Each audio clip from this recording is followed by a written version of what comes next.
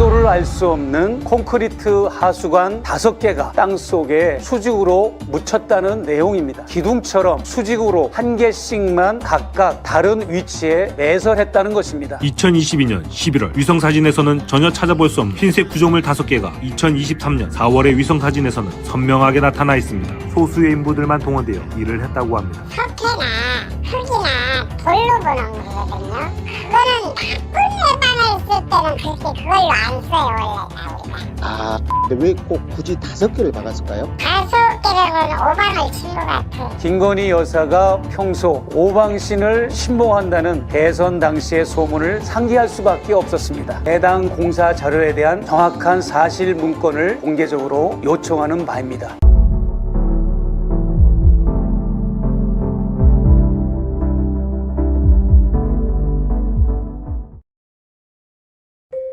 용산 일제강점기 제국주의 병참기지에서 미 군정을 지나 미군 사령부로 침략의 역사를 지닌 회한의 땅. 국방부가 위치한 전략적 요충지이자 이제 대한민국 국가지도자의 집무실이 위치한 곳이 되었습니다. 그런데 윤석열 당선자 대통령 집무실을 이곳을 가리키며 중요시설 위치에 대해 공개 발언합니다. 여기도 지하 벙커가 있고 여기도 지하 벙커가 있고. 국가 최고 지도자가 위치한 이곳 용산, 과연 준비가 되어 있을까요? 집무실 이전으로 인해 엄청난 변화를 겪은 용산에 정체불명의 이 구조물, 도대체 누가 언제 왜 설치했을까요? 손바닥 왕자, 갑자기 자라난 흰 눈수, 온갖 기행을 일삼은 윤석열 대통령의 용산에 과연 이 같은 회개한 일이 없었을까? 오방신에 심취한 자들의 도시 용산의 기암 속으로 들어가 봅니다.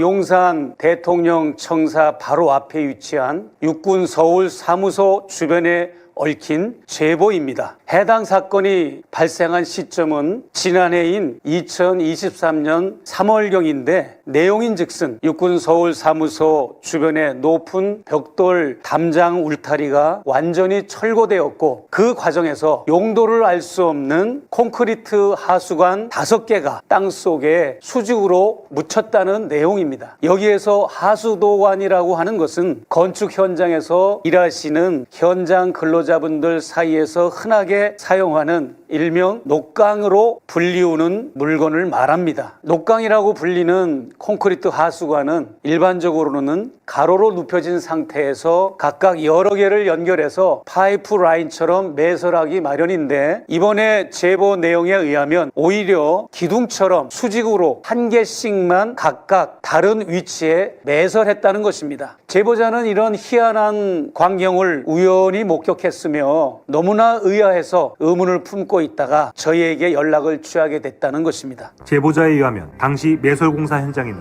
보호막이나 가림막이 없이 누구나 볼 수 있을 정도로 노출된 상태로 공사가 진행됐다고 합니다. 공사 규모는 포크레인 한 대가 동원되어 구덩이를 파거나 매설하는 작업을 했고 덤프트럭도 동원되어 외부에서 흙을 퍼다 나르면서 경사면 둔덕을 조성하는 작업이 있었고 소수의 인부들만 동원되어 일을 했다고 합니다.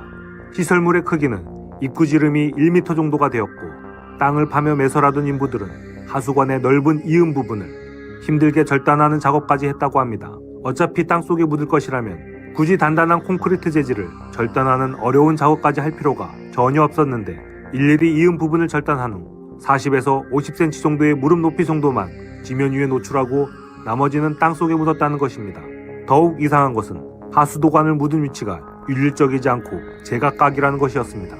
울타리 담장을 철거한 후 그 자리에 매설했는데 어떤 것은 둔덕 경사면 위에 묻었고 어떤 것은 경사면 중간에 또 어떤 것은 경사면 아랫부분에 묻는 등 매우 불규칙하게 매설했으며 4개는 비교적 가까운 곳에 물이 지어 묻었고 나머지 1개는 멀리 떨어져 경사면 위에 묻었는데 그 개수가 모두 5개였다는 것입니다.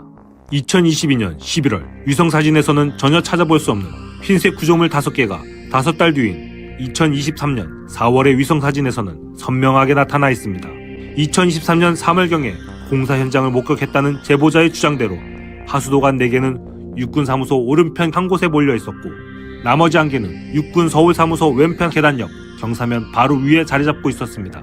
기존에 있던 울타리 담장을 모두 없애고 그러고 나니까 정원의 높이가 옆에 있던 헬기장보다 높게 드러났고 그 과정에서 외부로부터 덤프 트럭까지 동원되어 흙을 퍼날라서 공사하는 인부들이 둔덕 경사면을 조성했다고 합니다. 그리고 한쪽에선 콘크리트 하수도관을 5분의 1가량을 자르고 또 한쪽에서는 자른 하수도관을 세로로 묻는 작업을 했으며 모든 공사를 다 최종적으로 마무리한 후에는 그 위에 잔디를 입혔다고 합니다. 매설된 설치물들은 모두 육군 서울 사무소 건물의 한강 쪽 방향을 향하고 있었는데 한 개는 헬기장 바닥면에 거의 가깝게 묻혀 있었고 3개는 경사면에 밀집되어 묻혀 있었고 나머지 1개는 경사면 위 계단 옆에 묻었다고 증언을 했습니다. 아무리 보아도 불규칙하게 묻혔을 뿐만 아니라 미신적인 이유가 아니라면 아무짝에도 쓸모없는 설치물로 보였다는 것입니다. 그리고 2023년 3월경이라서 경사면에 잔디가 뿌리를 내리는 시기가 아니라서 매설된 위치는 그대로 노출되었고 그 후 한때는 그물망처럼 풀잎 같은 것으로 해당 위치를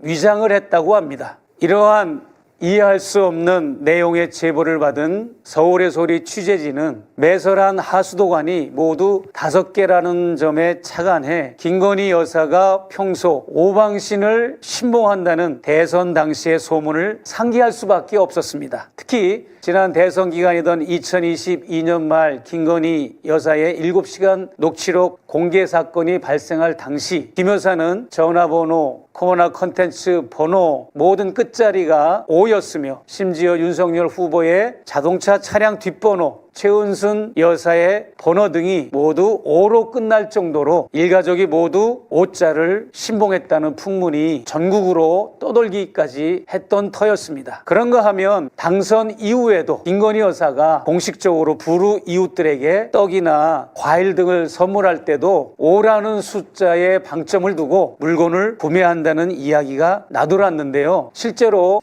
이뿐만 아니라 이명수 기자가 강의를 하고 강사비로 105만 원을 받았는가 하면 여러 가지 5자와 관련된 비화들이 많이 산재되어 있습니다. 대통령실은 왜 생뚱맞게 하수도관 5개를 이처럼 불규칙하게 묻어놓은 것일까요? 혹시 윤석열 당선자가 브리핑할 때 언급했던 지하 벙커의 환기구는 아닐까 추측도 해보았습니다. 지하 벙커가 그 아래에 있다면 충분히 예측 가능한 일이었습니다. 하지만 지하 벙커의 환기구라면 중요 시설일진데 이토록 허술하게 하수도관을 박아놓을 리가 없기 때문에 해당되지가 않습니다. 그렇다고 해서 요인들을 보호하기 위해 스나이퍼 저격수들이 사용하는 경호용 진지구축이나 혹은 적의 공격으로부터 방어하고자 하는 군사적 목적의 시설물들은 더더욱 아닌 것으로 판단되었기 때문에 처음부터 우리 취재진들이 예측했던 대로 오방신을 묻어놓은 것은 아니었을까라고 의심할 수밖에 없었습니다. 마침내 저희 취재진은 육안으로 직접 하수도관을 관찰하기 위해 용산 어린이 정원을 방문했습니다. 하지만 현장에 도착한 저희들은 우리가 기대했던 흰색 하수도관은 보이지 않았고 그 대신 그 정확한 위치에 사철 나무들이 심겨진 채 자리 잡아 잘 자라고 있었습니다. 취재진이 촬영한 위치는 윤 대통령과 김 여사가 기념식수를 했던 나무 인근이었습니다.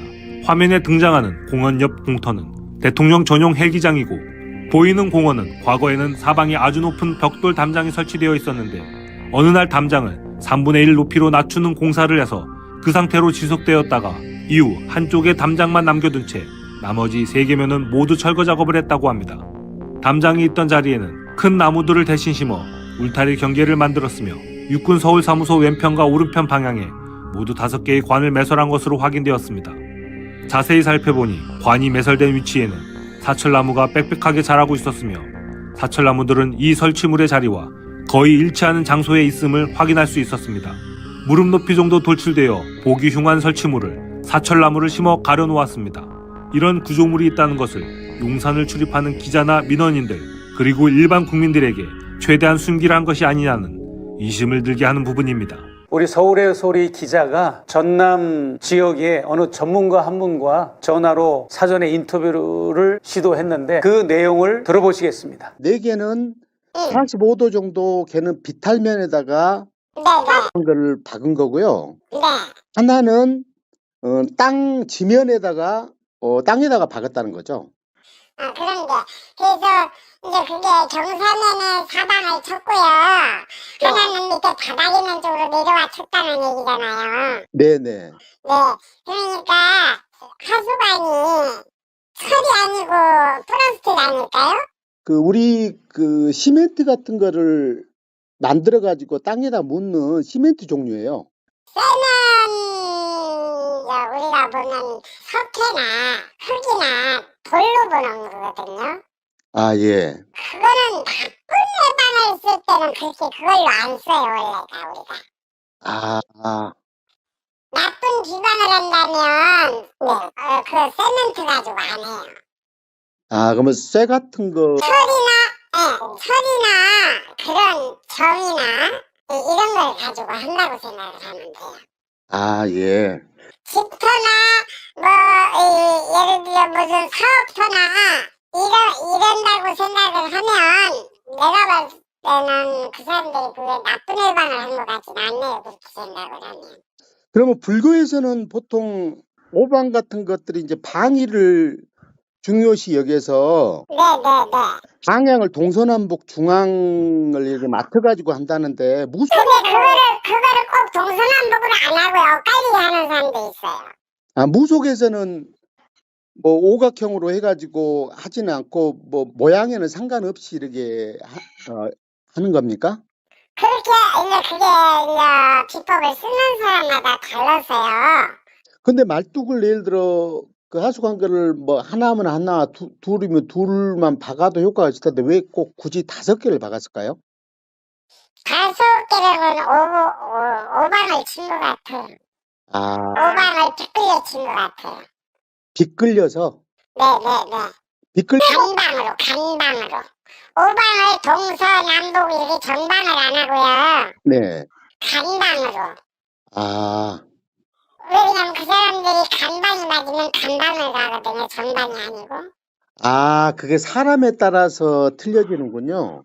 그러죠. 그때 운기에 따라서 정오방을 치냐 간방으로 가냐. 근데 그거는 내가 이제 현장을 보지 않는 이상은 뭐라고 말씀드리기가 힘들고. 네. 예를 들어 그 주술얘기를 하는 사람이 무속인이 했다고 하면. 네. 그 상대방에서 뭐가 안 되니까 이게 좀 잘 되는 기운을 만들어 주십사 해서 그렇게 할 수도 있고요. 네. 포크에 있는 쇠를 다루고 흙을 걸러내고 뭐를 파고 묻을 때는요. 네. 의식을 해야 돼요. 그게 뭐냐면 시신한테도 알려야 되고요. 네. 산신한테도 알려야 되고요. 네. 그게 지금 예를 들어 호텔이 됐던가 네. 사람이 사는 집이 됐던가 네. 결장이 됐던가 네. 그 손주신한테도 알리고 나서 네. 그런 행위를 해서 묻고 일하는 거거든 원래는. 네네. 근데 이제 주인이 그렇게 무속인을 불러서 했으면 무속인이 그런 행위를 하고 했을 거 아니에요. 그 콘크리트 기둥이었다 그러면 더 작고 더 간단하게 할 수가 있잖아요. 그런데 관이라고 하는 건 또 부피가 커졌잖아요. 그럼 작업하기가 더 힘들었을 거거든요. 근데 굳이 관을 한 이유는 안에 내용물을 생각을 했기 때문이라고 저는 생각이 들어집니다.